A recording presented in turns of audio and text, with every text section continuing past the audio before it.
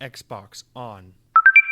Welcome to Xbox On, a podcast with one host about one console, Xbox. I'm said host Jesse DeRosa, and on today's episode, we'll be talking about the latest Xbox news for the week of December 13th, 2025, including the Game Awards 2025 is over, so let's discuss all the major game announcements and more.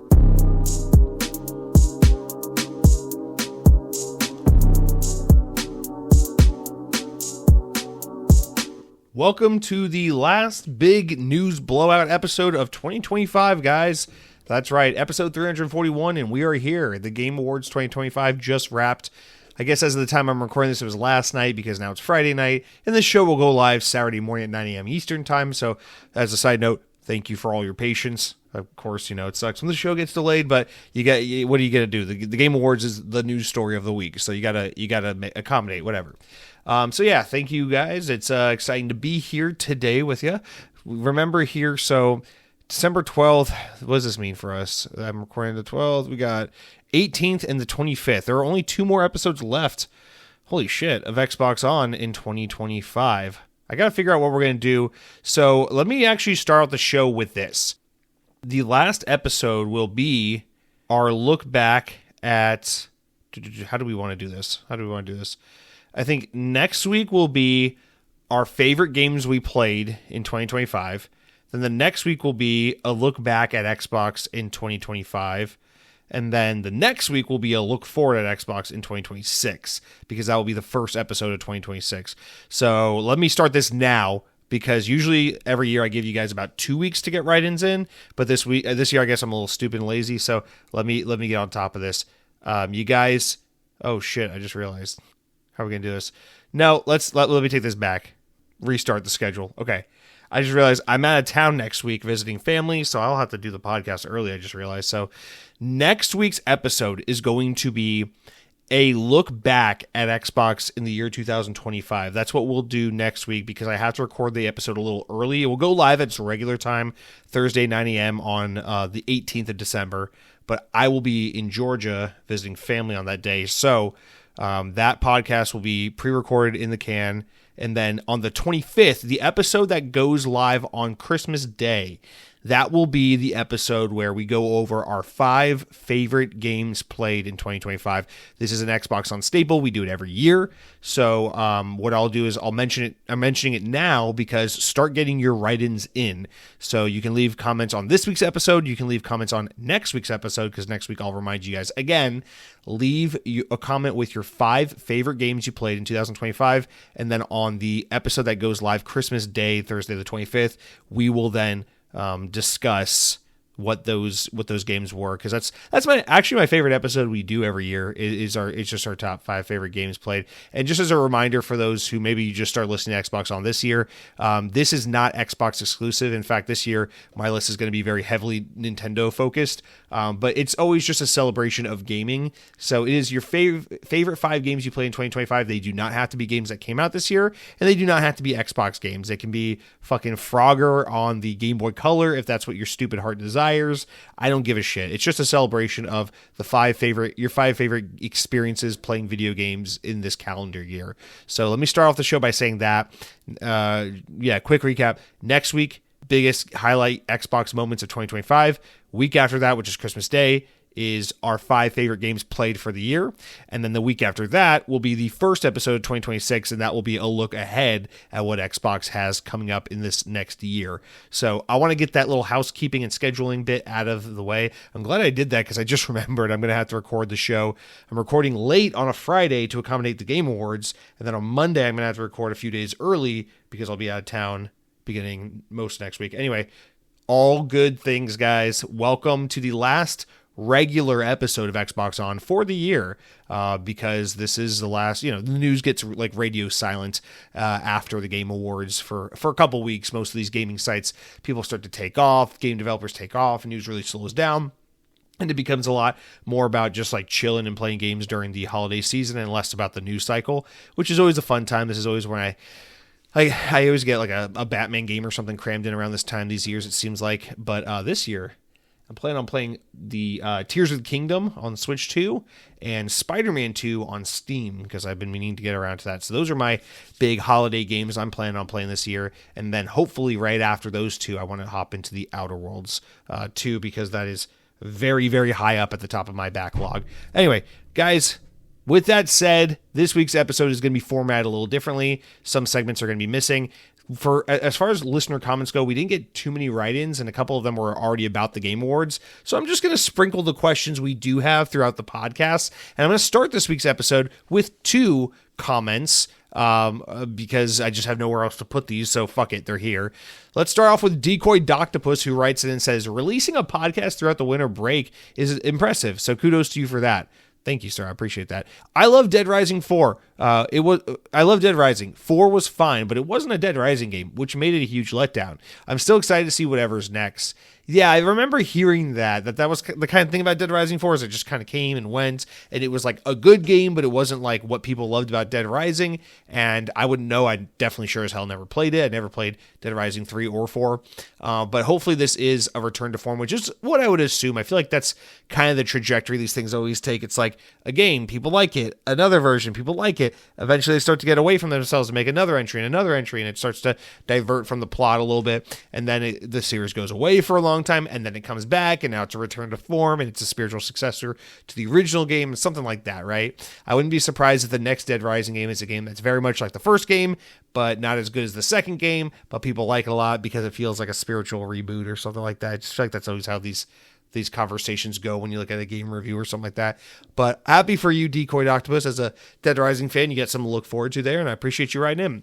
Woke Dead Captain James writes in and says, I've been playing Where Winds Meet this week, and it's surprisingly good. It doesn't take itself too seriously, but it has a lot of content, and so much of it is unique. I meant to look this game up. I did not. I don't know what this game is, and I apologize. And I guess with that said, Dead Captain James, I'll use that as a launching point to just preface this week. I've had a crazy work week. I'm been very busy. We've had just things going on at work that have kept my mind incredibly occupied.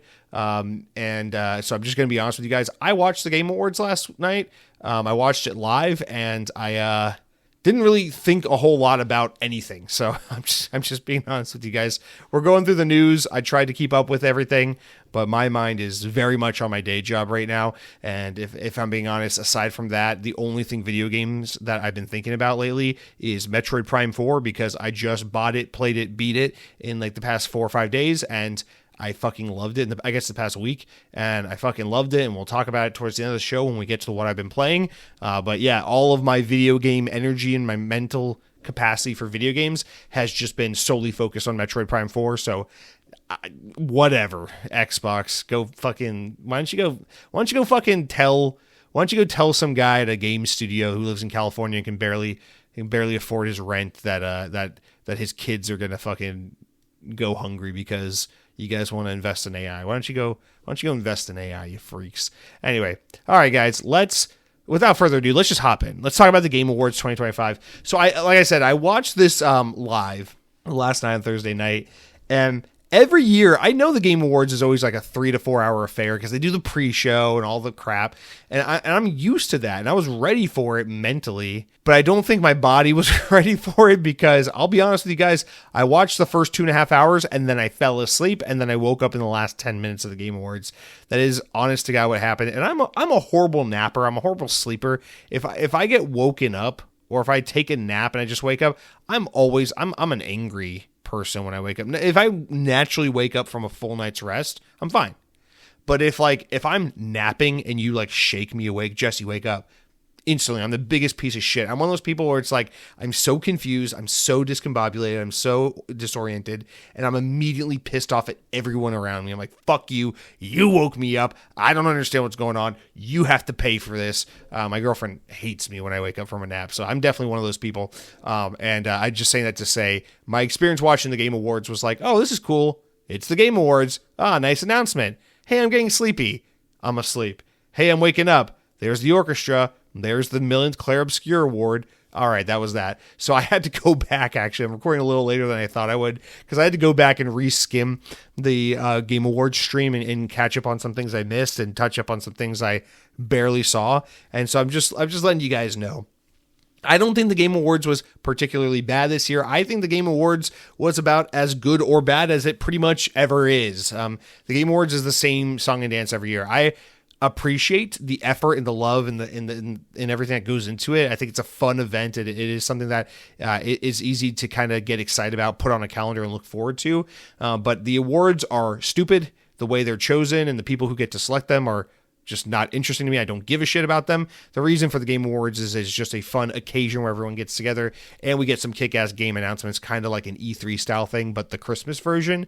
And so from that perspective, that's what anyone is there for with the Game Awards.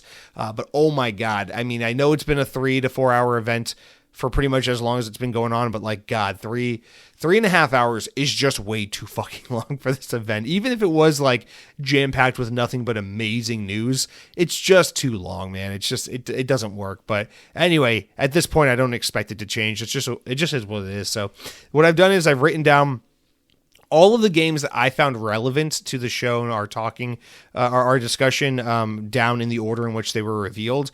There are some games at this showcase that were shown that are coming to Xbox that I omitted because either one, it was a small game that's like, who gives a shit about the anime titty China game?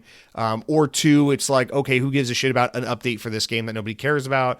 Or three, I just want to be super transparent and honest with you. I just didn't have the heart or the desire or the drive to cover them. And so I did pick and choose a little more than regularly. But not only is that a reason why the list of games we're going to talk about is a little shorter than usual, another reason is, and just kind of something I took down as a note here, I just wrote, it was very noticeable this year how many games were shown to be coming to everything but PC, everything but Xbox. Like how many trailers were shown, and then at the end of the trailer, it would be like PlayStation and Steam, Steam and Switch, PlayStation, Steam and Switch, Switch exclusive, PlayStation exclusive, and then there's just Xbox logo, not there. Now, Xbox logo was all over this show because there are plenty of games shown that are coming to Xbox. In fact, more than not. But if there was one platform that was omitted the most, it was Xbox. And I'm used to it being Nintendo because Nintendo's platform is the one that you buy to play Nintendo games. But with the Switch 2 having more power under the hood,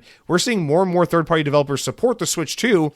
And with Xbox constantly shooting itself in the foot and telling its fans not to support them, we're seeing less and less support for Xbox. And it is a weird paradigm shift. I never thought I'd see the day where Nintendo becomes more of the Xbox replacement and Xbox falls into Nintendo levels of just irrelevancy to most gaming conversations because I guess Xbox is, well, Nintendo used to be a platform you go to for Nintendo games. Xbox is a platform you go to play games that are available on PlayStation, but you get them through a subscription service instead of buying them a la carte. That's what Xbox is now. Anyway, so here we go, guys. Let's get into it. I will say overall, yes, it's the Game Awards. It was greatly padded with a bunch of bullshit, but I thought there were some really good games shown. I thought there was definitely a decent amount of things to be like, oh, I'll play that. That looks cool. Well, that's whatever. It didn't blow me away or anything. I wasn't like, this is the best award show ever, but I did think we saw a pretty decent amount of really cool games, and we got some noticeable updates, but we definitely didn't get like a jaw drop moment. There was no, here's the next generation Xbox console revealed kind of thing, which I said, I predicted there is a non-zero chance it happens, maybe like a 5% chance, a 10% chance. It didn't come to fruition. In fact, Xbox was so absent at this show that we didn't even get like the generic, like the usual camera pans where you see Phil Spencer in the audience or anything. I feel like there's just practically, aside from that Game Pass commercial they showed that my brother keeps texting me about how it's like dropping hints, and I'm like, I don't know, I don't care. Whatever, Gears of War is coming out next year. Aside from that, I mean, there's basically no Xbox presence at this show.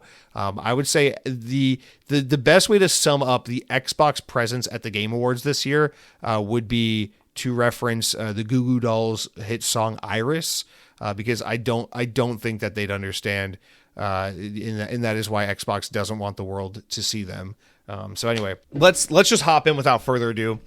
Starting off at the top, Pragmata got a new trailer and finally got a release date. So Pragmata is that new game from Capcom that looks like fucking Death Stranding had some baby with Metal Gear Solid or something, and the internet was, I think, jokingly for a while rumoring that this was somehow like a game that's related to Mega Man, but it's that game where it's like you're the guy and you got like the little girl with you, and it's like the sci-fi weird shooter Japanese looking game. I don't know how to describe it. It's very Death Stranding meets Metal Gear Solid is the way I've been putting it for the 5 years we've been waiting for this game. But Pragmata finally got a release date. It's coming out pretty soon, actually, on April 24th this upcoming year.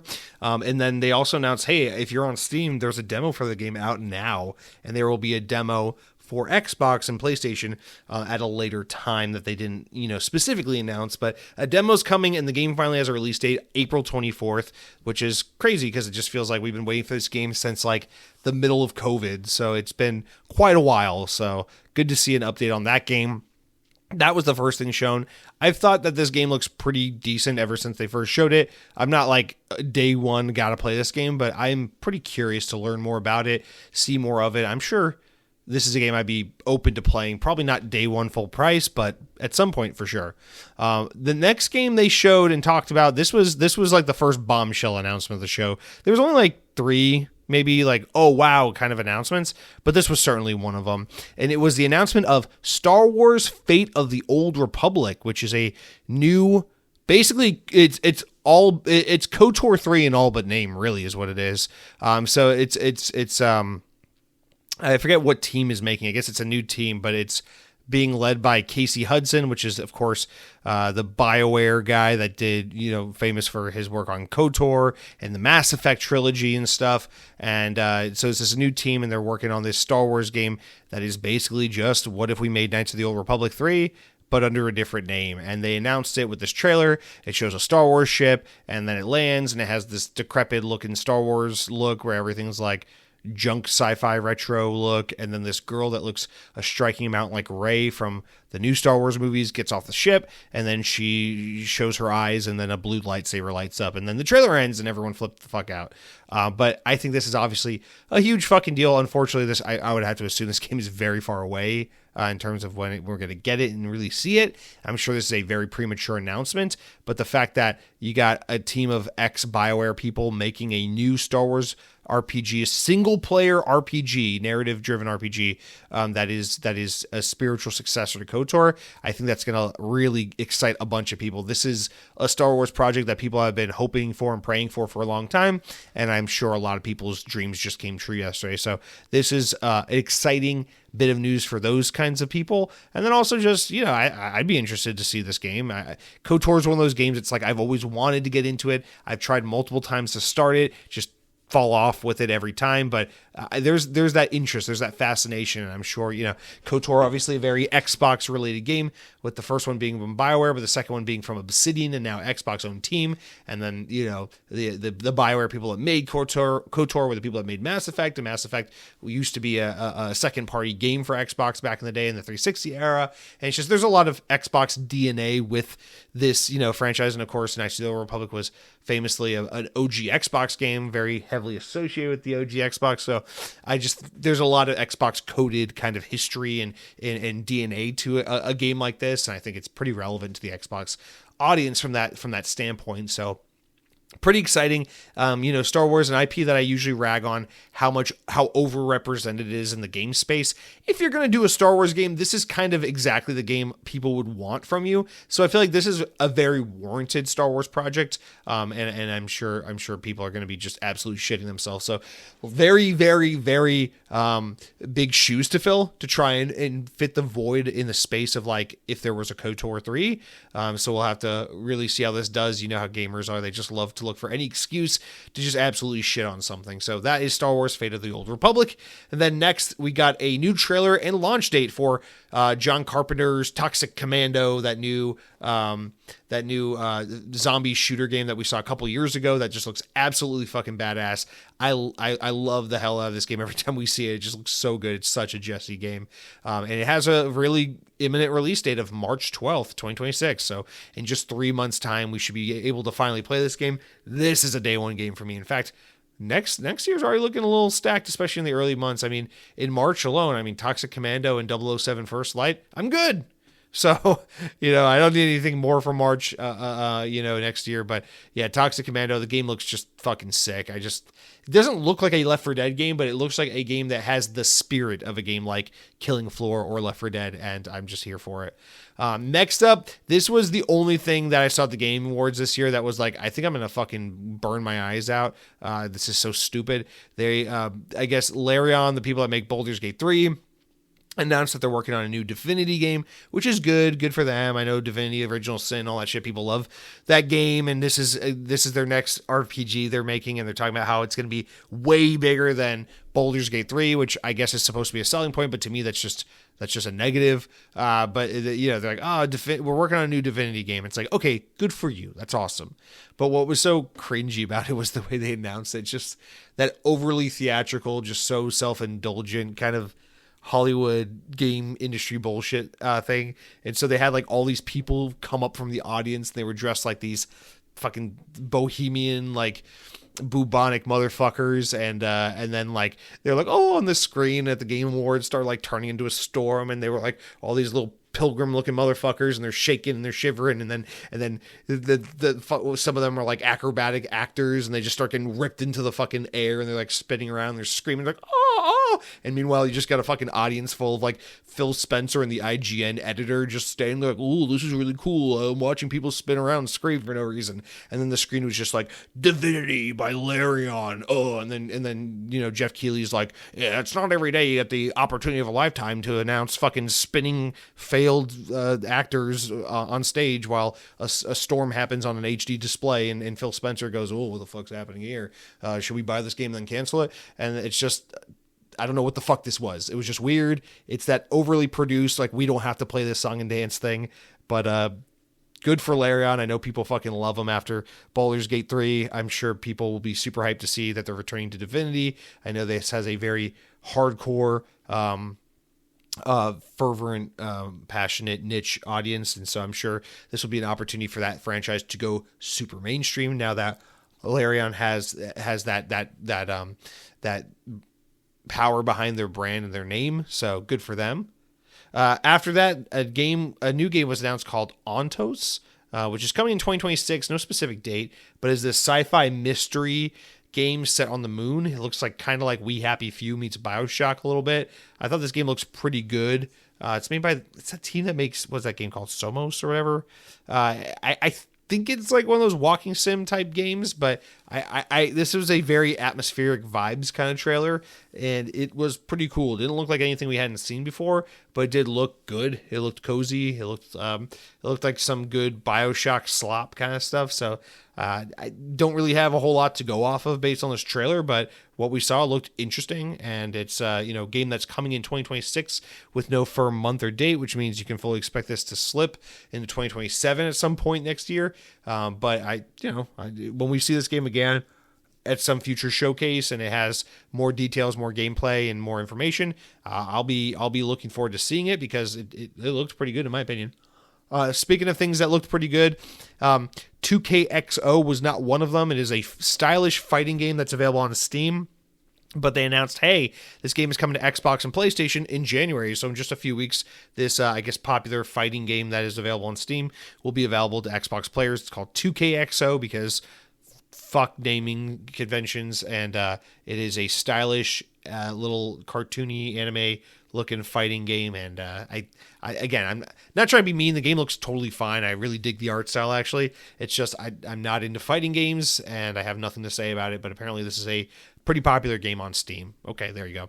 All right, let's talk about the first, and I think the only time, actually that's not true, an Xbox game won an award tonight. I think Doom, The Dark Ages won an award for something at some point, but this is the only one I wrote down because I thought it was funny how this was handled. So South of Midnight was awarded the game for impact, and then the two people from Compulsion Games that went up to accept the award used their minute of acceptance speech time as an opportunity to announce and pimp the fact that South of Midnight is coming to PlayStation 5 and Nintendo Switch 2 in spring of 2026. No firm date yet. And I just love that because they're just basically like, hey, we are like the only two people here to celebrate first party console exclusive Xbox games, and we just want to take this as a moment to say this game that we're winning an award for that none of you guys fucking like and most of you never fucking played, we are putting it on PlayStation and Switch 2 in hopes that you play it, because God knows nobody played this fucking game. Thank you so much for the award, goodbye. And that was basically like how that kind of came off. I was like, man, usually someone gets up there and they start crying and they're like, oh, you know, you never think you're gonna make it, and then you make it and you're just like, thanks mom. But no, these guys get up there and they're just like, hey, introducing the fact that this game's gonna be on a console you actually give a shit about, PlayStation 5, baby. So I thought that was a little sad, but it was cool to see South of Midnight get some kind of recognition, even if it was just kind of like a pity throwaway award, which is kind of how I view this. Not to say games for impact aren't important. It's just, you know, it's like, you know what I mean? It's like this is more of a performative award than it is like a, you know, people give a shit about best action game of the year, you know, best script or actor or whatever. Nobody cares about game for impact. All right, next up, they showed Resident Evil Requiem. That we've seen this game before. This is the new Resident Evil game coming out in February, so coming out pretty imminently. But the huge bombshell drop here was the news that there is a second playable character in this game, and it's Leon Kennedy returning from Resident Evil 4. Fan favorite, probably the most popular Resident Evil character of all time, will be returning to the game. He'll be your second playable character. His playstyle will be more action-oriented, whereas the girl you play as is going to be more like investigative and puzzle-solving kind of gameplay. And so it will have kind of like a Resident Evil 2 thing where you're switching between the two characters at different points throughout the game's narrative. And I know that really got a lot of people super hyped because people fucking love Leon. And so that's awesome. It's good to see some good Resident Evil news hyping people up. Resident Evil, dude, this series is one of those games. It's like Resident Evil is like horror Yakuza for me, where it's like I want to play all of these games. I know I like these games. I've played some of these games and I've liked them, but they just keep coming out too fast, and I can't keep up with them. Even though they're only like 8 to 10 hour games, and we get like one of them a year, it's just like I just feel like I can't keep up with them. So RE Requiem looks great. I still haven't played Village. I still haven't beaten 2 Remake. And I still haven't played 4 Remake, so I guess I won't be getting this game anytime soon, but it does look very, very good. So that's Resident Evil. Then they showed, for the second time, we saw Exodus. Now, this was announced at the Game Awards, I want to say 2 years ago. And I'm very excited about this game. It's being done by Wizards of the Coast. And it's this sci-fi, like RPG, like Western RPG style looking game. I believe it's a very Mass Effect looking game.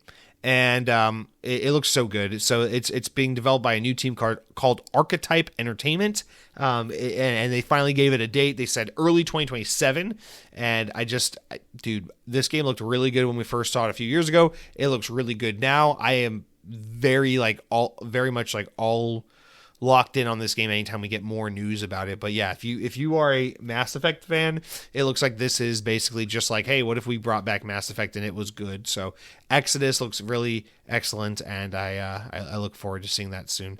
Warlock D&D was then announced with gameplay coming next summer. I have nothing to say about that. They announced a Dungeons and Dragons game, didn't show gameplay, and said we'll show gameplay in half a year. That means nothing to me, so we move on. Then next they showed was easily my favorite game of the showcase, and that was Remedy. Yes, the rumors and the trademarks were to be believed. Remedy has announced the next game in the Control series, which is called Control Resonant. This is not what I was expecting. This is not what anyone was really expecting, but this looks so fucking sick.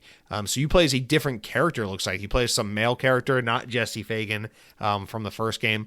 And the game is coming out next year in 2026, so it's coming out soon. Hopefully, depending any delays, barring any delays, I assume this is going to be a fall 2026 game. Remedy is so fucking awesome, man. Remedy is one of my top favorite developers of all time. I just love these guys so much. I love Max Payne. I love Control. I love Quantum Break. I love everything these guys do. They're so fucking good. And Control 1 was such a good game, but this game looks so different. I saw some people were like, oh my God, it's Control, but it's a Souls-like. It looks like this new guy character, he's much more melee focused is his thing. He's got like this like fucking daredevil like staff they can like use like a sword, and but it looks like you get out of the oldest house in this game, and you take all the fucking weird, what are they called, the fucking astral phenomenons and stuff into the real world, and you play as this guy character, and it's melee focused combat instead of gun focused combat, but it's still crazy and twisted and just awesome looking. And just go watch the trailer. Control Resonant. I mean, the first Control was such a good game, man. And Remedy are such an amazing developer. They're incapable of making a game that is anything less than awesome. And so I just instantly, this is like my most hyped game of 2026, just because I trust Remedy with full, just absolutely every ounce of my trust is in these guys. They always deliver something special. And I love that they're not resting on their laurels and just being like, here's another Control game. It's just more Control, but we've improved it. It's like, no, here's the next game in the Control series. And much like what they did with not Max Payne, with Alan Wake 2, where they're like, yeah, this is a sequel to Alan Wake, but it's a totally different game. They're doing the same thing with Control. We're like, this is the sequel to Control, but it's a totally different game. You know, in Max Payne 2, why am I saying Max Payne? In Alan Wake 2, it's not this like fucking cover-based horror shooter game. It's like more like a Resident Evil type game. Like they really change up the formula a lot in Alan Wake 2. And you play as a new character, and she has different abilities and things that she does, and gameplay aspects she introduces, and it's a lot more of a investigative style game and a lot less of like this writer third person shooter fucking game that you got in the first game. And I just love that they're taking a similar approach where it's like Remedy makes these games that they're actually just so fucking bad they're so bad from the standpoint of making safe financial investments and ensuring, you know, surefire success. It's like, it is generally considered a bad thing to do what they do, where they can make a sequel in a series where you play as a different character and the game is completely different. I mean, can you imagine if it was like Halo 2 was just like a totally different game? It's like you play Halo 1, it's like, man, I love that game where you play as Master Chief and you shoot those alien Covenant forces. And then it's like, oh yeah, in Halo 2, you play as this other guy and you fucking like you tend to crops in his backyard and make sure all the fucking the fucking harvest is fresh as shit this year. It's just a totally different game. It kind of like less jokingly reminds me. It's like, you know, remember how Legend of Zelda 2 was a side-scrolling RPG that's nothing like the first Legend of Zelda and nothing like any other Legend of Zelda afterwards? It's like, imagine if that's what, you know, imagine something like that, but today. That's what Remedy does. They're just like, hey, here's a sequel, but it's just a totally different game with different characters and everything, but it is a continuation of that story and of that world we built. I just think that's so fucking cool. So Control Resonant, easily the game I'm most looking forward to next year. Easily the best game or the game that's shown at this event that I'm most interested in. But next up, we got a look at something very curious.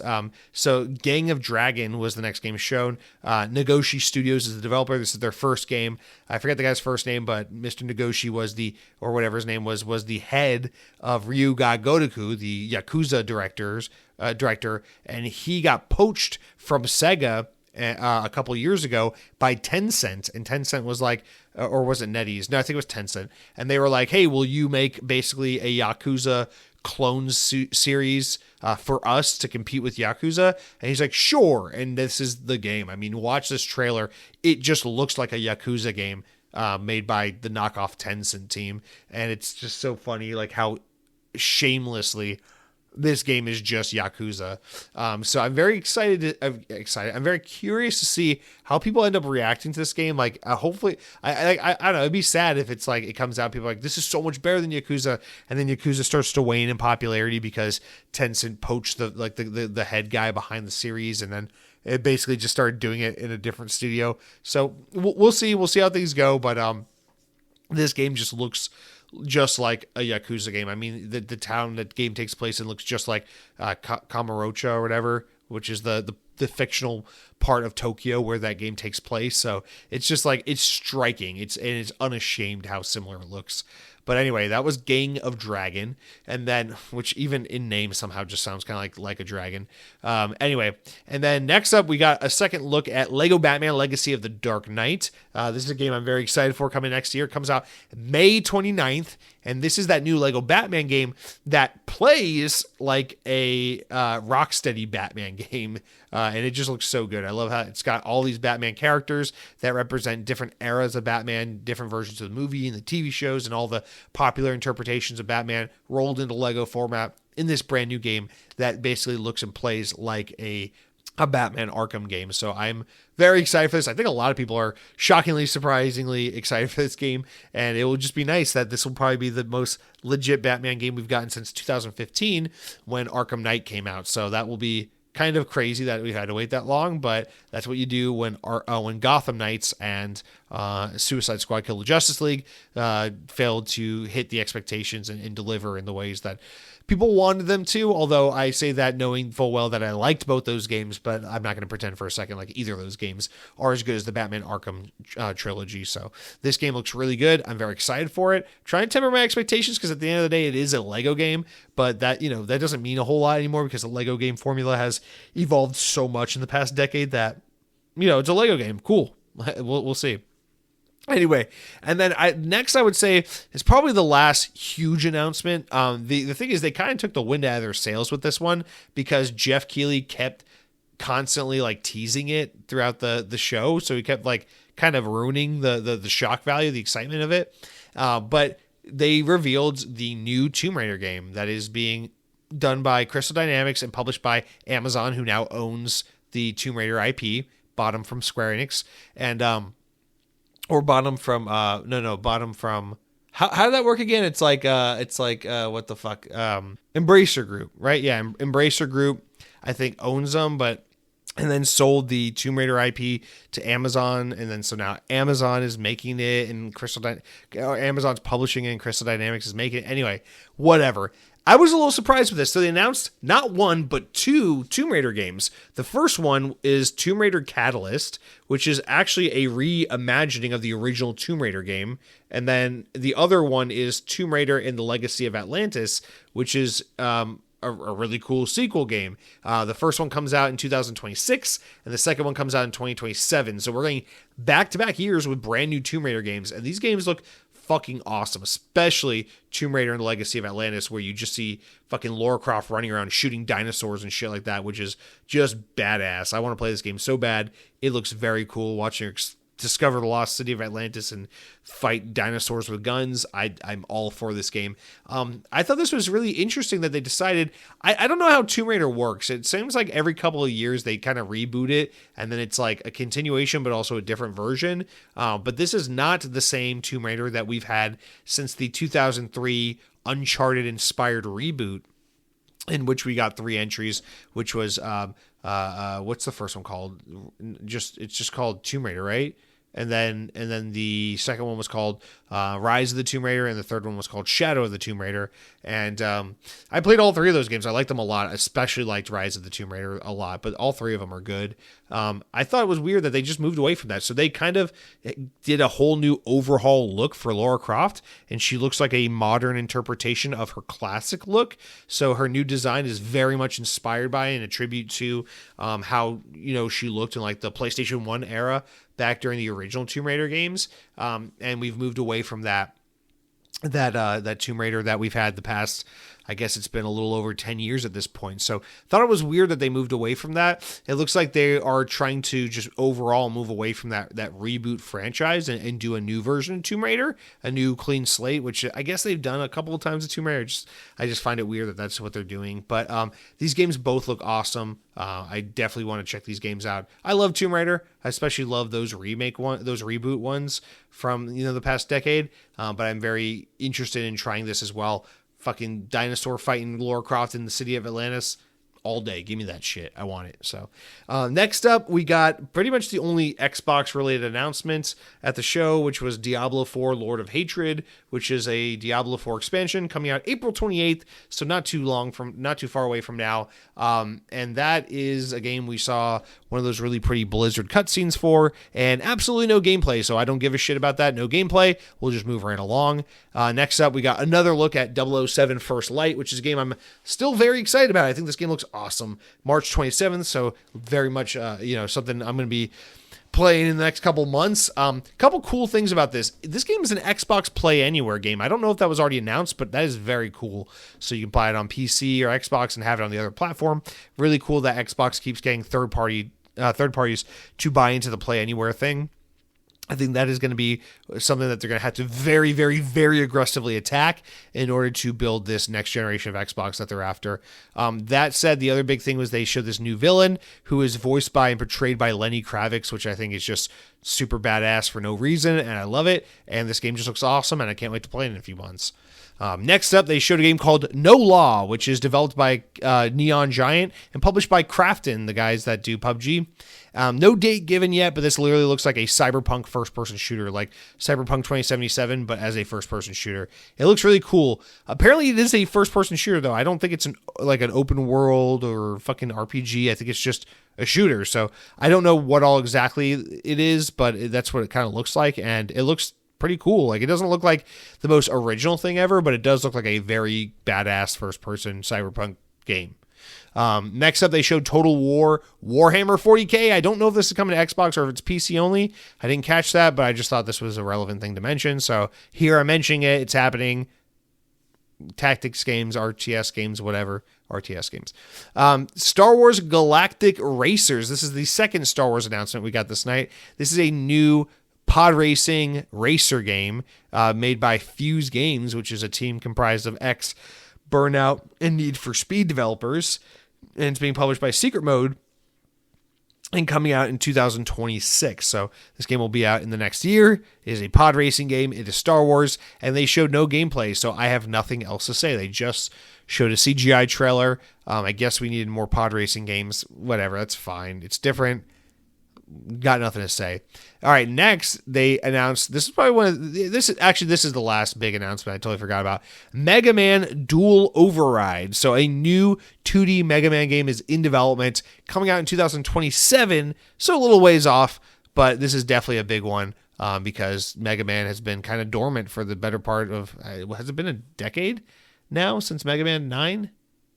Right? I don't know, but it's been a minute, and I know Capcom has been teasing and promising that Mega Man will come back in some way, and here we are. So I know this is one that's got people excited. Mega Man classic franchise. I've always struggled with Mega Man. I find it hard, but and I suck at it. But I know people are excited about this, so that's cool. And then the last game they showed that I thought was pretty noteworthy is High Guard, which is a new game from a new team called Wildlight Entertainment, which is comprised of ex-Respawn Entertainment people, would then be comprised of ex-Infinity Ward people. So we're talking about Modern Warfare 2, Titanfall, Apex Legends people. This is a new game that looks like an Overwatch kind of shooter, which is a little dated at this point, but it's like some horseback Titanfall bullshit. I don't know. It's a free-to-play shooter game that will be out in just a couple of weeks on January 26th. It looks good, but also like there's something about the art style in the world building where I'm like, it looks bad. Like the gameplay looks good, but the art in the world they're building looks kind of bad, and it's not my style. It's not my thing. But I don't want to question it because the people behind it are people who have worked on some legendary games. So I think there's high potential for High Guard to be something worth seeing. And for as a free-to-play game coming out in just a couple of weeks, why the fuck not? I'll definitely give it a try when it gets here. But I did not think this game looked particularly great. It just had some good weight behind the developer is all, I guess. Anyway, guys, that's all I had for the Game Awards. That's really it. I mean, Claire Obscure fucking cleaned house, got pretty much every award there is. Watching these French beret motherfuckers come up every 10 seconds was infuriating. But whatever, French invasion, I guess it had to happen at some point. Let's read a couple comments from you guys that reference the Game Awards, and then we'll move on to a couple regular stories and listener comments and things like that. So let's get in real quick. Cargo Runner UK says, I didn't watch the Game Awards. 3.5 hours is too long, but watching a 30-minute highlight video, it looks like Xbox news didn't show much. Just Diablo? Do you think they're trying to save money or advance advertising? Do you think they're trying to save money on advertising to spend it on AI instead? Most of the games I was looking forward to are actually Xbox games were not at the show. Clockwork Revolution, Fable, Gears. From the show, I definitely want to play Tomb Raider Remake. Divinity also is really interesting, but will probably be years away. Yes, it really did look like a Witcher trailer. That's kind of true. So I was surprised when it turned out to be Divinity instead. Yeah, man, I think Xbox laid low because they had a bad year. They had a year that was all about layoffs and bad news and brand bastardization, and they were not a popular brand this year. Xbox was a brand that people were not proud to support and be a part of. And I think it was a good year for them to lay the fuck off, which is too bad because they had a great lineup of games this year. They just wanted to shoot themselves in the foot because they're Microsoft. And so that's what they did. Never mind the fact that Doom the Dark Ages was great. Clair Obscur was a Game Pass game. South of Midnight was great, et cetera, et cetera. So Avowed 2, Outer Worlds 2, Ninja Gaiden 4, all this shit they had, Black Ops 7, they just still had to shoot themselves in the foot by being like, nah, fuck you. We're just going to lay people off like crazy, put all our games on PlayStation, and give a big middle finger to everyone else. By the way, here's your Xbox handheld. It's a PC. Anyway, I just think this is a good time to lay low. It's the calm before the storm. I think next year is the year they start talking about new hardware. I think next year's the year, if they can just shut the fuck up and stop firing people every 2 seconds, we could just get like a year with Halo Combat Campaign Evolved and Gears E-Day and Fable and maybe Forza Horizon 6. And if you could have a year where you have like that much heavy hitting old school Xbox, staple franchises, and you don't constantly put your foot in your mouth and put yourself in the limelight with all your stupidity, I think Xbox is teed up to have a really fantastic 2026. It's just a matter of whether or not they want to stick the landing or they want to keep fucking shooting themselves in the foot because that's what they're best at. That is to be determined, but I would assume they'll find some way to be fucking stupid next year. So we'll wait and see, Cargo Runner, but good writing. Thank you. Cronky writes in and says, Game Award predictions. A little late for that. Fallout TV show being shown, but nothing new about a Bethesda game. Todd Howard gave an award. Elden Ring and Demons of Souls 17, The Revenge of the Erd Tree Strikes Back. They did show a little bit of that Switch Elden game. Expedition 33 will make an almost totally clean sweep of the awards. You hit the nail on the head there. 4, we will find out exactly how many developers have worked at a studio mentioned tonight. And shocker, it's less than like you would think. That's all Jeff does is he gets up there and it's just like, it's really cool to announce a game made by 4 people. And then it's like some bullshit indie game that's going to fucking whatever and then move on. And then you said number 5, Half-Life 3. No, this was the big rumors that Half-Life 3 was going to be there. And I feel bad. I know my nephew was really excited about this.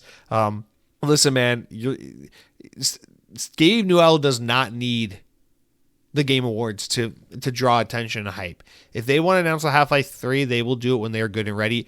I'm still kind of the mindset that we're not actually getting Half-Life 3 and you gotta stop waiting for it, but I know a lot of people are like so incredibly hell-bent on, yes, it's happening, it's real, so good for you guys. I don't want to disappoint you, and I don't want to be cause for disappointment.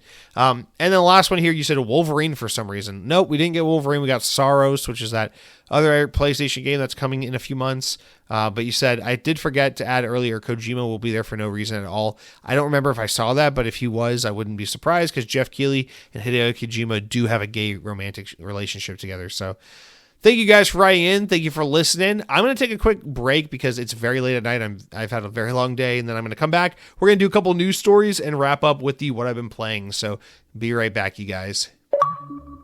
All right, guys, let's get back and get into the news. Just a couple of stories to talk about, but some pretty notable stuff here. So let's start off with I guess, the most imminent Xbox-related thing, which is that Xbox has officially announced that they will be having their Xbox Developer Direct Showcase in January, so next month.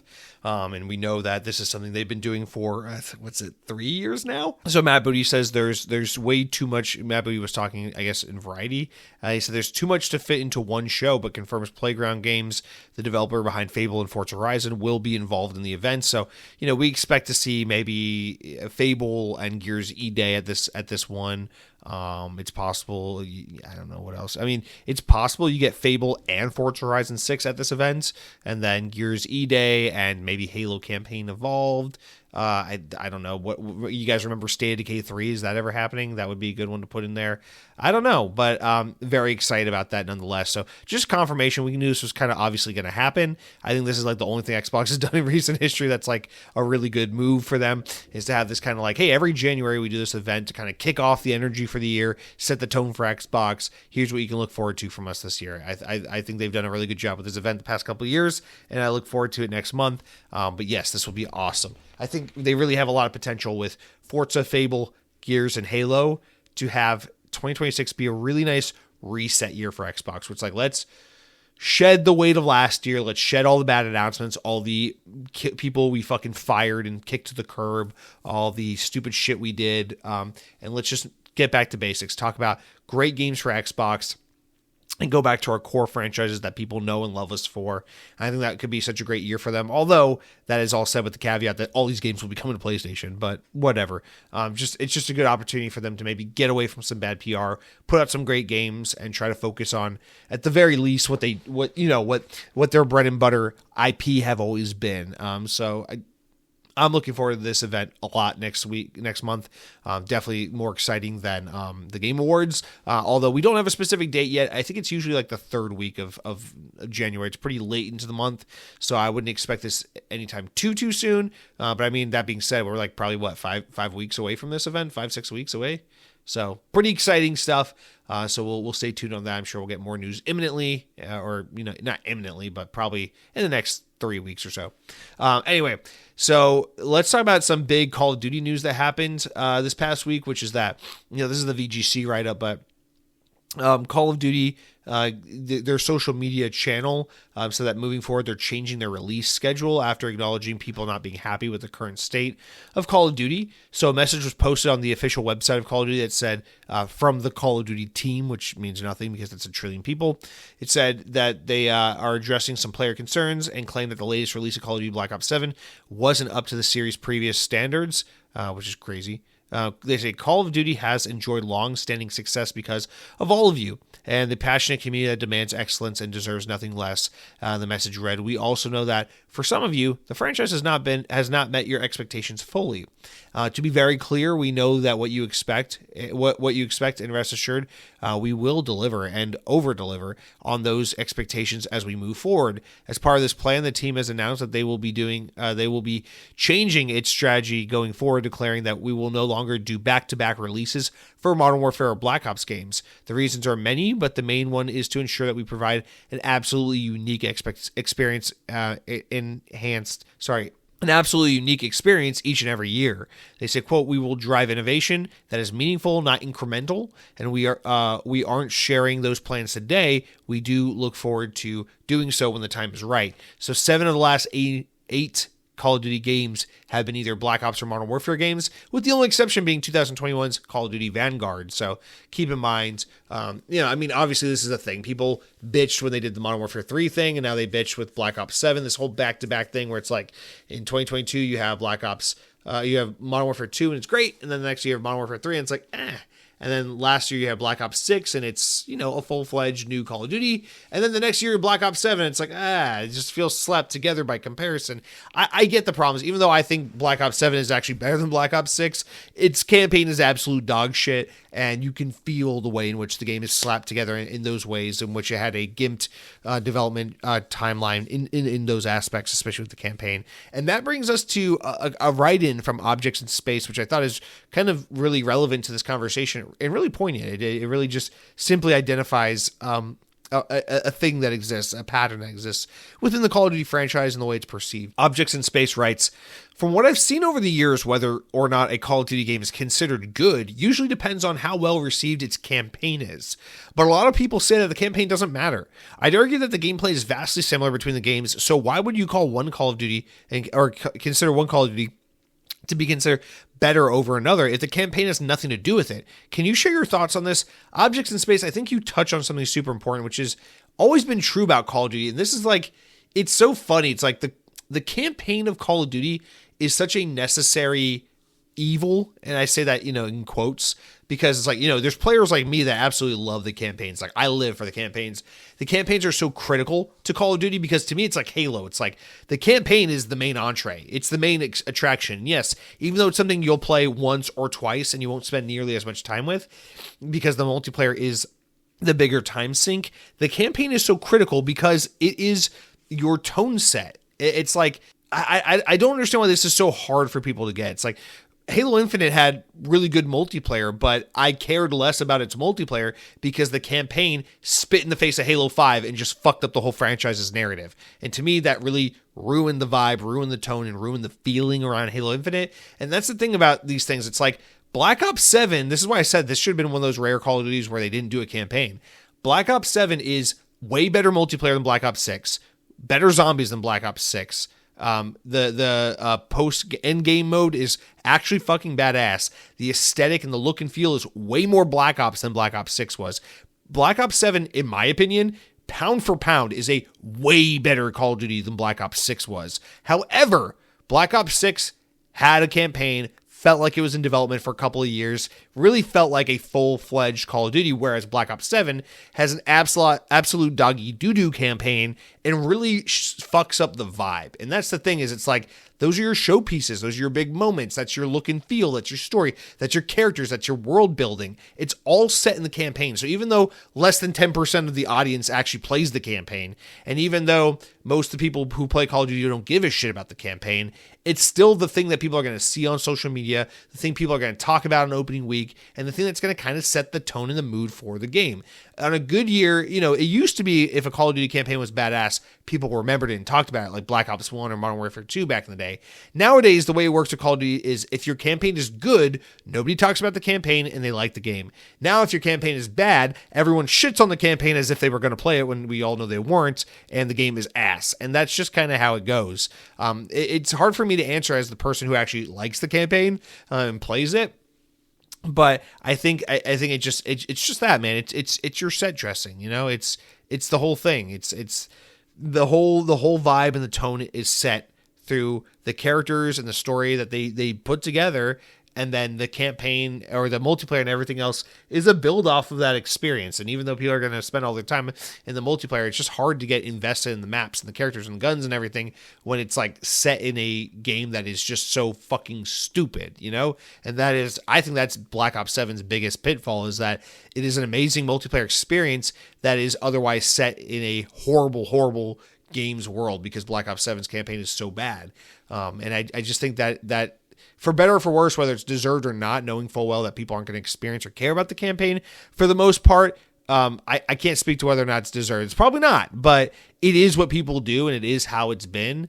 So, you talk about the games being so similar between one another. So how could one of them be great and one of them be dog shit? Well, that is also just the hubris of the internet's hyperbolic nature and absolute lack of any capacity or ability to include any nuance into the conversation, right? Because I don't mind that people think Black Ops 7 is a bad Call of Duty. I can live with that, and I can see the arguments for why Black Ops 7 is a bad Call of Duty. The thing I can't handle is when someone's like, oh, the Call of Duty from 3 years ago was really good, but this Call of Duty is a piece of shit. It's like, bro, calm down. These are all really, really, really well-made first-person shooters. Let's not kid ourselves for a second. But unfortunately, that is the world we live in. People are not encouraged to use their brains. They're not encouraged to think or speak critically in any way. They're not encouraged to use nuance. They're encouraged to make definitive and bold statements about everything and have very, very opinionated and very incriminating opinions about everything. So it's like, what was the example I was just thinking about? Okay. I came to work earlier this week, right? One of my coworkers, he's a big gamer. One of the coworkers I started working with a couple months back. He's a big gamer, right? He loves Nintendo, he loves PlayStation, but he's an older gamer, so he plays Sega and shit. He's a gamer. Coming to work instantly. Oh, you're playing that Metroid Prime 4? Yeah, I heard it's ass. I heard the desert level sucks. I heard this sucks. It's a pretty bad game. Oh, cool. Have you played it yet? No. Okay, shut the fuck up. You're just regurgitating the internet talking points.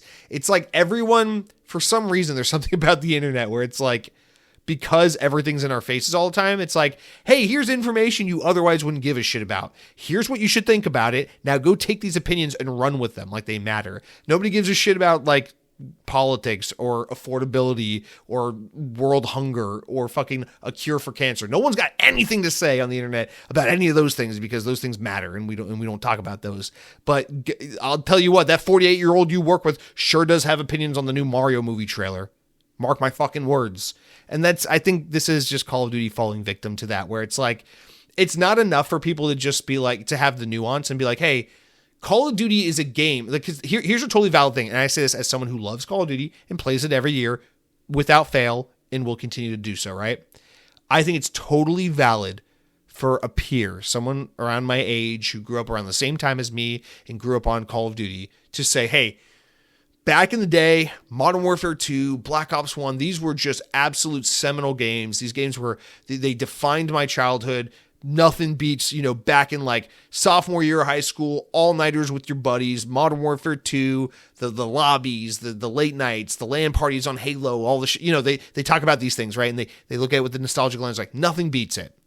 But let's be honest, having the game come out on an annual basis can be a little grating because it doesn't give you the opportunity to miss the franchise, because before you can even catch your breath, it's just on to the next one, on to the next one. And I think without taking some time off, it really robs the developers the opportunity to sit with the game and the experience to miss the consumers to miss the game, and for them to really reinvent the wheel with the franchise, because it becomes a machine where it's always about feeding the next entry to players because you got to make the money. And it feels a little creatively bankrupt. And even though I recognize that Call of Duty games still are really well produced and graphically look good and gameplay wise hold up well and play well and are fun, and there's a lot of gameplay loops there that are still really solid and sticky and fun to play, and I can see why people are still into them, I just personally feel like we've lost the plot with Call of Duty, that they're not as creative as they used to be, that they're not as, you feel a lack of passion behind them. And even though they're really competent first-person shooters and they're totally fine games, they just don't speak to me anymore because I feel like they've lost the magic. And I think that's something worth talking about. If someone made an argument like that with that level of nuance and that level of care behind it, I'd be like, dude, that's totally valid. I totally respect that. As someone who has played the last 8 Call of Duties back to back to back and liked them all to varying degrees, because I just like Call of Duty. It's just a comforting slop of a thing for me. I totally respect and understand that opinion. If someone's like, I don't play Call of Duty anymore because what I just said, right? And it's like, yeah, that makes sense. There's a lot of logic and reason and thought behind that take, and it's like you can understand that and accept that as truth, but still think the new games are fun to play. And it's like, it just kind of includes and encapsulates the reality of the situation rather than the reality of what we get from 99% of people, which is, the new Call of Duty is ass. I like Modern Warfare 2. I used to play it and we used to say the N-word on Xbox Live. I miss that. New Call of Duty is woke and gay. It's like, all right, well, you're not a human. You're just like, you're like a fucking Russian bot in real life. It's like, there's no conversation being had. You're just regurgitating nonsense. And it's like, it's that kind of stuff, man. It just makes me sad. It's like, I don't even care if people have aggressive opinions about things. It's like, at least just have original opinions. Like have your opinions. And you know what? If you don't have an opinion, that's okay too. Just don't have an opinion. It's okay to be like, I don't care about Call of Duty anymore because I got my fix and I grew out of it and I moved on. That's okay as well. Rather than being like, Black Ops 7 is stupid. It's a fucking stupid game. It's like, whoa. How about this? You just don't like Black Ops and we move on. And you don't have an opinion on it because you don't care about it because you're focused on fucking ballet or whatever it is you like now. I assume that's what people do after Black Ops. They go to ballet because it's stupid and girly, unlike Black Ops, which is fucking badass and strong. Anyway, I don't know, man. Objects in space, we can talk about this stuff forever because there's nothing that infuriates me, but more importantly, disappoints me. More than just the absolute lack of nuance and critical thinking that exists as a result of internet culture, and the fact that everyone feels like they have to have an opinion on everything. It used to be on this podcast that when something like the Game Awards would happen, this is a great episode to actually use as an example. I used to feel like really compelled to be like, then they showed this game and here's everything I think about it. And then they showed this game and here are all my takes on it. But like today you might be thinking, wow, Jesse really blew through the Game Awards and just kind of glossed over this game and talked a lot about that game, but didn't really have anything to say about this game. It's like, I'll be honest with you guys. I don't have a fucking opinion about Warlock D&D. I don't care. It's not an indictment on that game. I don't know. I'm happy for people that, so I feel like I've been saying a lot on the podcast lately, a reoccurring like thing, like a drinking game, like something I say so religiously at this point is, oh, great for people who are excited for this. This is great for D&D fans. Good for them. Hopefully they like this game. Or, oh, it's awesome that Diablo's getting a new expansion. Good for Diablo fans. I don't care. Because that's the reality of situations. I'm not going to be a product of the fucking YouTube comments and be like, Diablo 4, Lord of Hatred. Diablo 4 is so gay. It's so broken. The microtransactions ruin the game. It's a stupid game because of the microtransactions. I'm not going to say that. I'm going to tell you the truth. Diablo 4 is not my kind of game. I don't care. I'm happy for Diablo fans that they have more Diablo to look forward to. Personally, I'm more excited about 007 First Light. So we'll talk about 007 First Night because it's a game that speaks to me, and we'll gloss right over and just breeze right past Diablo 4 because I don't care about Diablo 4. And also, I don't have an opinion on Diablo 4. I'm not going to speak to it. I don't know what to tell you about No Law. I don't know what to tell you about Star Wars Galactic Racers, a game that they showed a CGI cutscene for 30 seconds and gave us zero gameplay and just said, trust us, it's by the guys that made Burnout and Need for Speed. It's like, okay, I don't like this game. I don't hate this game. I have no opinion of this game. Jeff Keighley just wasted 2 minutes of my life basically just saying, trust us, bro. Need for Speed, Star Wars. It's good. It's like, oh, okay. It'll be out in 2026, I guess. Like, I don't know. So I'm not encouraging apathy. I'm just encouraging, it's like, there's not enough time. There's not enough energy in the world for everyone to have an opinion on everything. And I think we'd all do a lot better if we just learn to accept that it's okay to just be like, oh yeah, Call of Duty, not my thing anymore. I just don't care. Maybe the games are great. I'm sure they are. You know, they keep selling them. They keep making them. I'm sure someone's out there enjoying them, but they're just not for me anymore. Anyway, I'm going to go play Claire Obscure 33 Expedition, whatever, Hades 2, whatever the fucking Game Awards told me to like. That's what I'm going to go do. Cool. Good for you. Let's all just, I don't know. I'll shut up now. Anyway, high horse, soapbox, whatever you want to call it, over. Let's talk about the news furthermore we got from VGC here. The lead behind the original 1997 Fallout game, Tim Kaine, legendary developer, has rejoined Xbox's Obsidian Entertainment as a full-time employee, he announced this past Friday. Kaine, who was a producer and programmer lead on the original Fallout and designer for its sequel, previously joined Obsidian from 2011 until about 2020, where he left after co-directing The Outer Worlds. He then consulted on its sequel, but he did a remote contracted role after 2020 and did some other things as well, including YouTube. But in a new video he posted this today, is the day we're recording this, Kaine revealed that he's rejoined the company as a full-time employee in person and said that he's currently working on an unannounced project which he doesn't think fans will guess. So let me just make this clear before we say anything else. He's working on an unannounced project which he doesn't think fans will guess. Before anyone says anything, that means he's not working on Fallout. Don't say he's working. Don't say they're working on Fallout. Don't say Obsidian's making Fallout New Vegas remastered. Don't say Obsidian's making Fallout New Vegas 2. Don't say Obsidian's making Fallout 3 remastered. Don't say Obsidian's making Fallout 5. Obsidian is not working on Fallout. Full stop.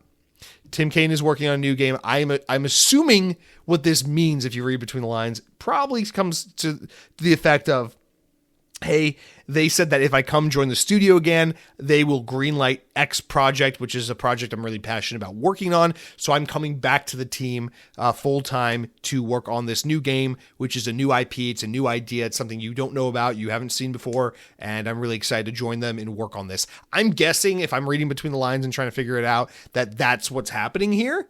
But I just know people are going to take this story and run with it and be like, Fallout. No, not Fallout. Calm down. But I do think it's cool. It's awesome to have Tim Kaine back. Xbox is really, really good at hemorrhaging really important talent. Something we've definitely seen in the past few years. So to get someone like Tim Kaine back in the fold, back in your family, is a huge win. And I doubt it has anything really to do with Xbox's hard work or anything Xbox strived for. But it is something that they are lucky to have. Someone they're lucky to have back in their graces. I can only assume this means that they're going to have some layoffs at Obsidian soon. But the joking aside, this is pretty cool for Xbox, and so I just think it's a nice shout out move, a move in a rare, seemingly rare win these days for Xbox. So just something positive to say. And then the last story, guys, really the last thing to touch on. I don't want to get too deep into this because really the story as it stands now isn't much of a story for video games, but there are heavy implications for how this will affect video games because Netflix is buying Warner Bros., which I'm sure all of you fucking know. This is a huge story. Remember, don't pay attention to the fact that the Chinese government is buying single family homes, or the fact that our healthcare system is a complete sham, or the fact that our fellow countrymen in the US have been brainwashed by corporate media and a broken political system to vote against their best interests every 4 years, religiously so. Don't pay attention to that. Pay attention to the fact that Netflix is buying Warner Bros. And don't pay attention to the fact that this is a horrible thing and that mass consolidation of entertainment is a bad thing that we should not champion on. In fact, let's just say, cool, Netflix is going to include my HBO Max subscription, and I can pay for one subscription and get all these movies included in one fee. That's awesome. That's so fucking badass, dude. I love this shit. Anyway, we don't have to get into this deal because there's whatever. It's insane that Netflix apparently has $82 billion fucking dollars floating around. That WB was purchased for more money than Activision, just when you thought these deals couldn't get any bigger. But anyway, obviously, WB has some incredible properties, and in the world of video games, they have Harry Potter, Game of Thrones, DC superheroes, Mortal Kombat. So they got teams like NetherRealm, they got teams like Rocksteady, they got teams like Avalanche, they got TT Games. So they have some really big talent here, some really big IP, and this is all going to Netflix. And the only thing I really want to say about this, not that we really know anything yet, is that we know Netflix has had ambitions for getting into gaming with streaming games through Netflix and things like that, and they've had on and off success. There was a while there where they were really fucking pushing you to play Grand Theft Auto San Andreas on Netflix for some reason. So I would assume that they are foaming at the mouth because this is an opportunity for them to get back into gaming in a more of a shove yourself in kind of way, because they have some built-in credibility with these developers and these IP that they now have. However, who knows? Netflix's gaming initiatives have seemed like they've all failed pretty spectacularly. So I don't know that they're still interested in that or what they want to do, but it's just something to think about. This will certainly have larger implications down the road. And so I just kind of want to point that out because it is relevant to us. Aside from that, I don't really have anything else to say other than fuck mass consolidation of the industry and fuck our government, because they're going to allow this deal to go through no problem, and they're not going to do a goddamn thing about scrutinizing it because our government is a constant fucking failure. All right, let's round out the podcast, guys. So we have no comments to go through. I just want to do my favorite two segments of the podcast, which are the what I've been eating and the what I've been playing. And I'm really excited about both of these things. Let's just round out the podcast on a really positive note, because I'm just really high on both of these things. Starting with the what I've been eating, because you can't do anything in this life if you're a hungry boy. So you got to go to Taco Bell because they got the new steak poblano quesadilla roller thing. I don't know what it's called, but it's fucking amazing. So it's a it's like a rolled up. It looks like something you would have gotten on the value menu in 2012. I'm not gonna lie, but it's like a rolled up little fucking quesadilla wrap little thing, and in it is cheese, steak, ranch dressing, and shit tons of poblano peppers diced up and thrown in there. And this thing is so simple and so delicious. I want to eat 8,000 of them. The one downside, though, it's like $5.50 at my local Taco Bell. It's like $5.60 something cents. Absolutely outrageous, egregious pricing. This looks like something that should be on the dollar menu. Now, I understand it's steak, which is the most expensive protein at Taco Bell, right? And not that it's high quality steak or anything, but it's steak. So I get it. It can't be a $2 item. But man, this really feels like a $3.50 item at most. Like when you see it, it's small. It's not very impressively presented. It very much feels like something that's on the value menu. But I'm conflicted because for almost $6, it's way overpriced.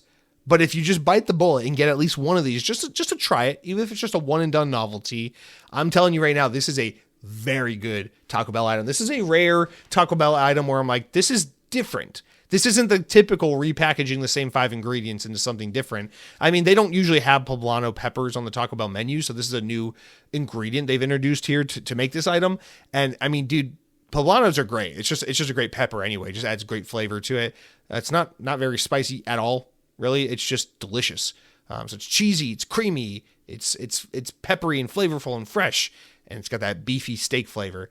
And when you add it all together in that tortilla, you're going to have a great day. So I highly recommend right now. I haven't been to Taco Bell in a while, but I'm really glad I went to try this thing because the steak poblano quesadilla roller, it's up there. It's one of the better items we've had in a while. It's my favorite item since the steak street chalupas. Those things are amazing too. So shout out to Taco Bell for that one. That's what I've been eating, you guys. I want to round out the podcast basically putting Xbox on the shelf for a minute, dusting off the old Nintendo Switch, and talk about what I've been playing with you guys, because my life has been consumed, and very positively so, by Metroid Prime 4 the last week of my life. I have been enjoying the ever-living fuck out of this game. I love, love, love Metroid Prime 4.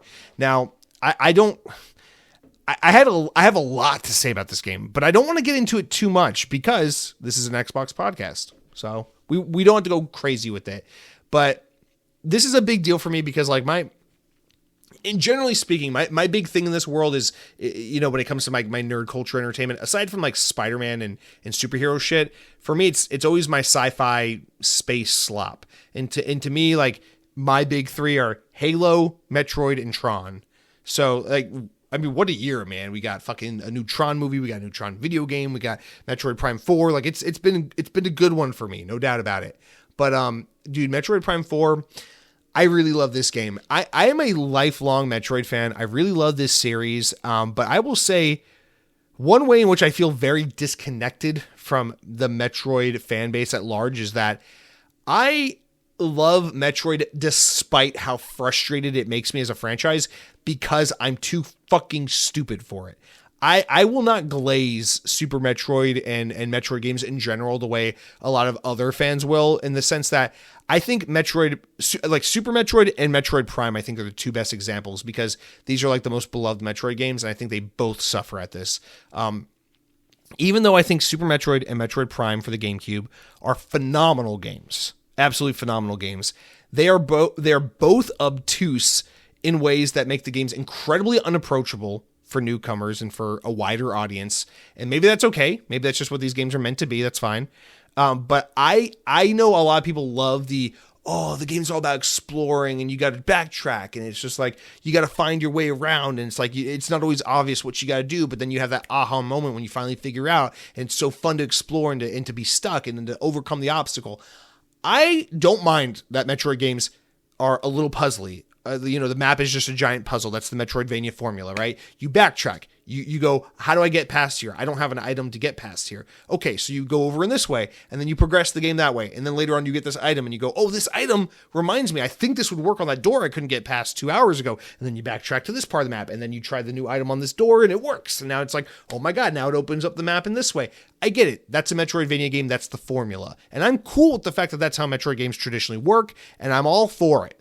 But I think Metroid in particular has been a big sinner of being a little too cute with its discoverability and its navigability. With classic 2D Metroid games, I think the bigger issue is that sometimes I think the game's design language is way too obtuse for major audiences. It will literally be like, here's a room where you gotta just shoot at every fucking bit of the wall until something breaks, and there's no indication whatsoever that will work or that's what you should do in this room. And it can be very daunting and overwhelming and stressful to figure out what to do sometimes. And then in 3D Metroid, like Metroid Prime, the problem can be navigating this big, tangled Metroidvania style map with backtracking can be very cumbersome in a 3D space where you're just like, oh yeah, I got this ability. I think it will open up that door. How the fuck do I get back there? Okay, let me pull up the 3D map. This is confusing as fuck. Wait, which elevator? I think it's this elevator. Goddamn, this elevator takes you to this part of the map. Fucking wrong place. I gotta go that way. And sometimes these games kind of step on, the good thing about the games kind of step on their own feet a little bit, where it's like, I like the exploration. I like the puzzle solving. I like putting the pieces together by powering up over the course of the game and using those power-ups to unlock new places and discover further and advance further. But sometimes I think these games get a little too cute with how obtuse they are. And that's how we lead into our discussion of Metroid Prime 4. Metroid Prime 4 does something that actually really Metroid Prime 3 on the Wii back in 2007 really started, which is kind of compartmentalizing the map of Metroid, which is a really great idea, I think, in a 3D Metroid game, and making the games for better or for worse, feel a little bit more linear, but also feel a little bit more manageable. And this is why I always say Metroid Prime 3 is my favorite Metroid Prime game.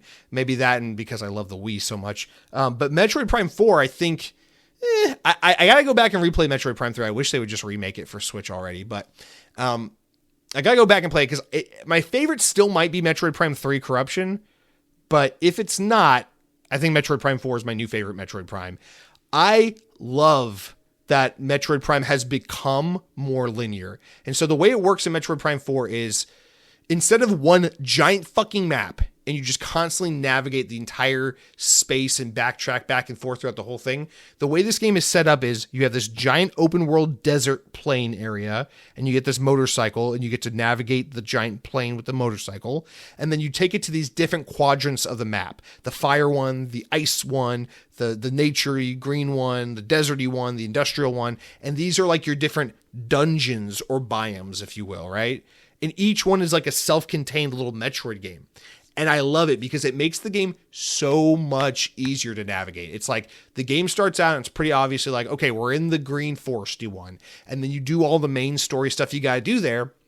And then it's like, okay, the game is telling you, you can now leave here, go to the desert and explore. You go to the desert and explore. And then the game's like, okay, you can now go to the ice level, go find it or something. And you find it. And then you go to the ice level and you explore. And it's like, hey, here's a secret path that you need an ability you don't have yet.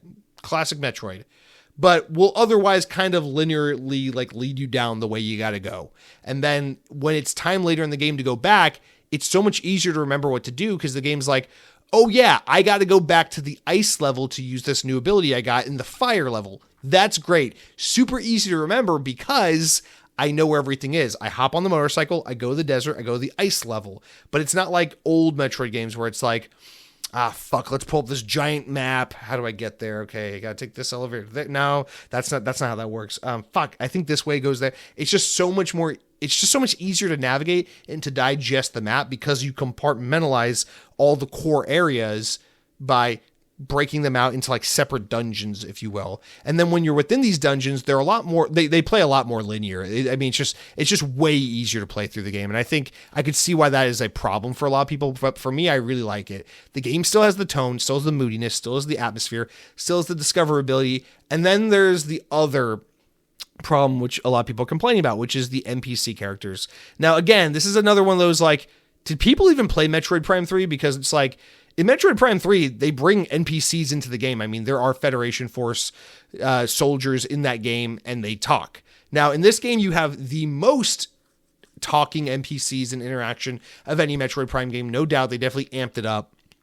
But you have these NPC characters that you meet throughout the game. They come and go. You play most of the game by yourself as Samus, but you do encounter these other characters, and they do talk. And Samus is a silent protagonist, so there's this awkward, like, they talk and she says nothing, or they talk and she nods or grunts but doesn't, whatever. And it's rubbing a lot of people the wrong way. And this kind of gets back into the whole, like, people don't have opinions, they don't have nuance, they just adopt the opinions of the internet, or they don't care, but then they adopt the opinions on the internet because you have to have an aggressive opinion about everything, even if you don't care. It's okay to say, oh, I don't care about Metroid, so I don't really care, what they did with the formula. I don't know. I don't have an opinion on it. That's all I got to say. I don't know. That's okay. It's okay to say, hey, I heard people are really upset about some of the changes they made in Metroid Prime 4, but I haven't played the game yet, so I don't know how I feel about it. That's okay. It's okay to say, hey, I played Metroid Prime 4, and I don't like the changes they made with this game. I'm really disappointed. That's okay. But again, it just turns into that, like, I haven't played this game. I have no intention of playing this game. I don't even like Metroid. I've never played a Metroid game in my life. And I hate Metroid Prime 4 because they fucked it up. And here's how they fucked it up. Let me tell you, because a YouTube comment told me what I think about this game. And here it is. It's like, whatever, I guess. People just keep, I never have so many people on the internet known the name of an NPC character in a video game. But Miles McKenzie, the engineer character you meet early on in the game. Yeah, he's annoying, whatever. Yeah, the writing in this game is not great. And a lot of the voice acting is not great. I'll give it that. But, guys, it's a fucking Nintendo game. I don't know if you guys have ever played a Nintendo game, but they famously all have dog shit stories. I don't know if, like, are we aware of that? Like, Nintendo games don't have good stories. Let's remember that the premise of Metroid, the whole reason for its existence is they were making games on the Nintendo Entertainment System in Japan, and they were like, hey, there's that movie in America called Aliens. It's pretty popular. We should do like some kind of like space exploration horror type game inspired by that Aliens movie. And they did, and it was called Metroid. And then they made like 5 other games, and they're all basically the same fucking shit over and over again. Listen, this is like, we're talking about the same people that make Mario and Zelda. Like, they don't have like mind-bending storytelling in them. And even when they try to get fancy with the storytelling, the best you can get is like Zelda Breath of the Wild. Calm down. It's not that good. Yeah, the voice acting's a little lame. The writing's a little cringy. It's a little, as you'll hear people say on the internet, it's a little bit Marvel humor. It's Marvel writing, right? Who cares? I mean, I'm not saying that I don't hope that they could do better or wish for them to do better. I do. But the game is so much fun to play because it's a Nintendo game. It's a Metroid game. It is about the gameplay first. The game is still so much fun to play, to explore, to scan environments, to learn about this, the synopsis of the game is you get teleported to this planet with this ancient civilization, and they've all but wiped out, and you're like the chosen one as Samus, and you have to figure out what happened to the species and why they died, and then you have to collect these things to preserve their legacy and the history of this race and help them live on. It's very Metroid. That's what Metroid games always are. It's always something like ancient race, alien race, you're the good guy, stop the Metroid from fucking spreading or whatever, kill Ridley, do whatever. It's like the same shit over and over again. Same song and dance. It's Metroid. Calm down. You're not here for the story. Don't lie to yourself. Don't lie to yourself. And so does the game have a great story? No. Does it have great voice acting and great characters? No. Are the voice acting and the characters and everything what brings this game down? Not in my opinion. I think the game's great. It takes major liberties with how obtuse and hard it is with the exploration, the puzzle solving, and the figuring out what to do. And I could totally see valid criticism about that in particular, because this is a huge departure for Metroid. It's taking what Metroid Prime 3 did and taking it up to the next level, where it's like, we're really going to try to make this game more accessible and appealing to people who've never played a Metroid game, because we want Metroid to evolve past a series that can sell at most 3 million copies. We want Metroid to be like Zelda, to be like Mario, to be like Pokemon. We want it to be one of those games where we can sell 10, 20 million copies of the game, because why the fuck would we want to limit ourselves to selling 3 to 4 million copies? And that's the thing about Metroid Prime 4. It takes liberties and makes changes in an effort to make this game more mainstream and more appealing to new audiences. And I would say, what a great idea. I think as someone who loves Metroid, I hate that more people don't appreciate and play and experience these games, because I think there's a lot more people out there who would love these games. And I hope Metroid Prime 4 is a great jumping on point for a lot of those people. It's just too bad that a lot of those people that probably would like this game are never going to play this game now, because the internet told them this game is bad, because the voice acting or the NPC character or the linear nature of it. The last concern you're seeing a lot is that the open world is kind of barren and boring. I actually largely agree with that. I think it kind of is.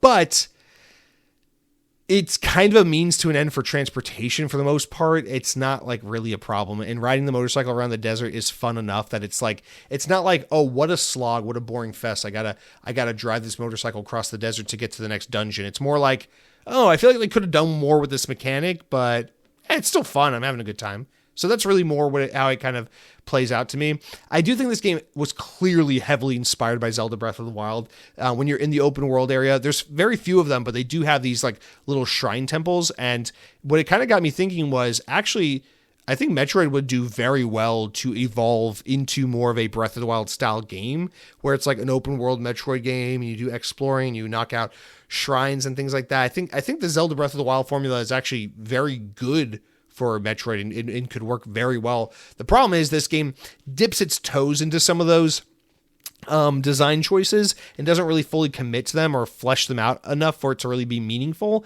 And so this game has a lot of like ideas that are kind of half-baked and half-explored, and what you get is pretty cool, but you just know they could have taken an idea further. Like, they could have done more with the motorcycle. They could have done more with the shrines. They could have done more with the open world. They could have done, mostly it's that, but but the thing is, it's just what is there, those dungeons, those levels, the exploration, the discoverability, scanning, learning about the environment, the storytelling you get through scanning items and exploring the environment, which is really the best storytelling in Metroid, is all so good in this game that I'm like, I don't give a shit. I had so much fun playing a Metroid game where I would sometimes get stuck and go, where should I go? How do I do this? You know, and the game would nudge you a little bit. Maybe an NPC comes on your comm and goes, hey, have you thought about going to this environment and doing this? I'm like, good idea. Let me try that. I love this game because it was a Metroid game where I spent less time getting stuck and frustrated and more time just continuing to enjoy the pacing, the atmosphere, the tone, the vibe, the exploration. And you guys know me, you know, I don't love big brain games. I like consistent pacing and action. I like linearity. So to me, this is a great step in the right direction for Metroid Prime 4. I think there are some things they could have done better. And honestly, to me, the most disappointing thing about this game is just the ending. I think the ending was a little weak. Story, like narrative wise, what they did with the ending, I'm like, that's a little extra cornball. I don't really love that, but whatever. I'm just ready for Metroid Prime 5 now. Whatever. It's kind of a little bit of a cliffhanger ending, and it doesn't seem like exactly like something Samus would have done the way the game ends. But like at the same time, it's like I don't really care. Just make Metroid Prime 5 now. So I don't know. Metroid Prime 4. All I know is the game is far from perfect. I think it's like 8 out of 10 kind of Metacritic score is pretty accurate for what the game is, because even though it's like one of my favorite Metroid games easily, I think objectively and critically there is a lot more to nitpick about this game. So even though it really worked for me and I mostly enjoyed it, I do see a lot of issues with the game and can be like, okay. Again, it's just one of those things where it's like, I think if more people just play the game and form their own opinions based on the level of fun they have playing the game and spend less time letting the internet tell them what to think, I think you'd come to find out Metroid Prime 4 is a pretty great game. But that's really it for what I've been playing, you guys. Really loving the fuck out of Metroid Prime 4. Last thing I'll say, just to tie it to Xbox a little bit, you can see and feel from the moment you start this game how much there's a lot of Halo in this game. Oh my God. You can tell there are people that used to work on Metroid that then worked on Halo and that came back to Metroid, because there is so much artistic flair in this game that is Halo 4 and 5. It makes me so happy yet so sad, because why they had to betray themselves with Halo Infinite. But anyway, that's just a little thing I wanted to throw out there. It's really cool to see how much Halo's been influenced by Metroid and Metroid's been influenced by Halo aesthetically over the years. And I really love that. The opening hour of this game is just absolutely phenomenal. Like the opening hour of this game is like the best Metroid ever, hands down. And then the game is pretty fucking great throughout. And then like the last hour is a little disappointing. The boss fight's fun, but like the last hour narratively is like, eh. But overall, I just had so much fun with the 15 hours it took me to beat this game. And I highly recommend Metroid Prime 4. Absolutely loved it. Easily one of my favorite gaming memories of the year. And that's it for what I've been playing. You guys, I'm ready to put a bow on this episode, get it edited and ready so that tomorrow morning can go live for all you guys.